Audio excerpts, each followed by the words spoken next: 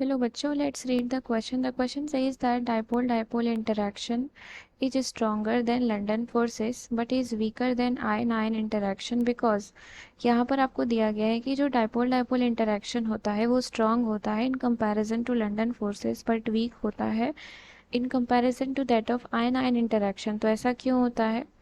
तो इसके लिए हम key concept लिखेंगे. So here the key concept is dipole interaction and London forces both are intermolecular forces. Both are intermolecular forces. इसका मतलब क्या हो गया कि they are both forces between different molecules. Means forces between different molecules. तो पहले बात कर लेते हैं डाइपोल डाइपोल इंटरेक्शन के. So dipole dipole forces. तो डाइपोल डाइपोल फोर्सेस कब होते हैं? जब मॉलिक्यूल्स आपके पोलर होते हैं. That occur when molecules are polar. Polar molecules होते हैं तभी वहां पर डाइपोल डाइपोल फोर्सेस होता है. और पॉजिटिव साइड क्या हो एक मॉलिक्यूल का? स्लाइटली अट्रैक्टेड हो negative side of the another. That is positive side of molecules slightly attracted to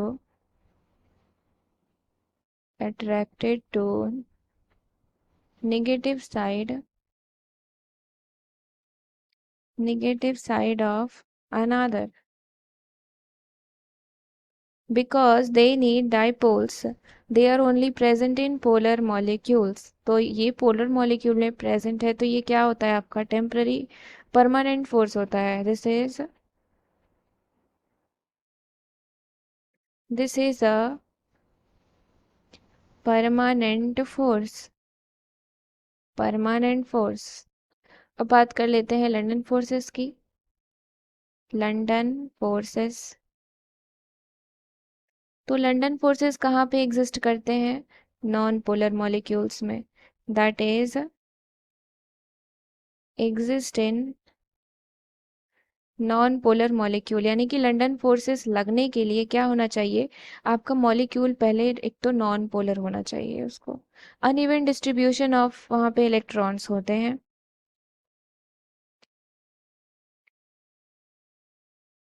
यानी कि electrons more on one side of the molecules.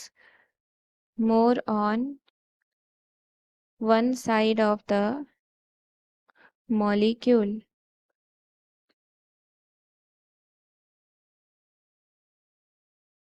इसकी वजह से क्या होगा? ये क्या करेगा? ये इंड्यूस करेगा डाइपोल को दूसरे मॉलिक्यूल में अगर कोई उसके कांटेक्ट में आता है. यानी कि ये आपका क्या है? कोई यहाँ पे मान लेते हैं अनइवन डिस्ट्रीब्यूशन ऑफ इलेक्ट्रॉन्स है इस तरीके से. तो क्या होगा लंदन फोर्सेस के बाद कि जब कोई मॉलिक्यूल इसके कांटेक्ट में आएगा तो ये क्या करेगा? ये इवनली डिस्ट्रीब्यूट कर देगा इस तरीके से ये डिस्ट्रीब्यूट कर देगा. तो यानी कि हम यहाँ पे क्या लिख सकते हैं?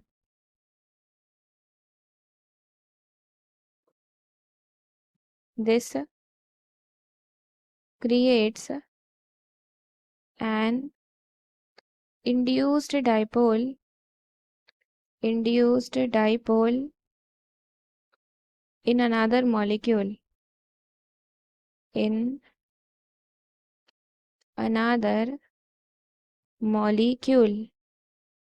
यानी कि ये क्या है आपका? टेम्पररी अट्रैक्शन है. This is a temporary attraction between temporary dipole,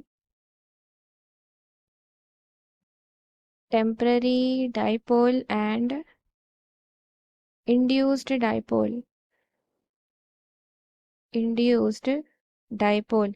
तो सिंस आपका लंदन फोर्स एक टेम्पररी फोर्स है और dipole dipole forces permanent force है, तो डेफिनेटली परमानेंट आपके फोर्सेस जो होते हैं वो ज़्यादा स्ट्रांग होते हैं। So dipole dipole interaction is stronger than London forces but is weaker than ion ion interaction. तो यहाँ पे हमें आयन आयन इंटरैक्शन भी एक्सप्लेन करना होगा। आयन आयन इंटरैक्शन, तो हम देखते हैं ये क्या होता है। तो आयन आयन इंटरैक्शन क्या होता है, एक अट्रैक्टिव फोर्स होता है, it is a attractive force between ions with opposite charges, with opposite charges। तो जब भी ऐसा हो रहा है इसका मतलब वहां पे आयनिक बॉन्ड बन रहा होगा। ऑपोजिट चार्जेस, इसका मतलब क्या हुआ, they are also referred as ionic bonds and they are the forces which hold the ionic molecules together। यहाँ पे क्या होता है कि लाइक चार्जेस रिपल करते हैं एक दूसरे को और ऑपोजिट चार्जेस अट्रैक्ट करते हैं। तो अगर हम कंपैरिजन करें तो ये आयन आयन इंटरेक्शन आपका क्या होता है, स्ट्रॉन्ग फोर्स होता है, it is a strong interaction, strong interaction in comparison to that of dipole dipole forces and London forces। Since आपका dipole dipole forces क्या है कि पहले से कोई पोलर मॉलिक्यूल होता है तब उसमें dipole dipole forces लगता है, यानी कि यहाँ पे चार्जेस जो होते हैं पार्शियली इन्वॉल्व होते हैं। Here charges are partially involve, partially involve, but यहाँ पे जो चार्जेस होते हैं ये टोटली इन्वॉल्व होते हैं। चार्जेस आर फुली इन्वॉल्व, एक पॉजिटिव होगा तो एक नेगेटिव होगा।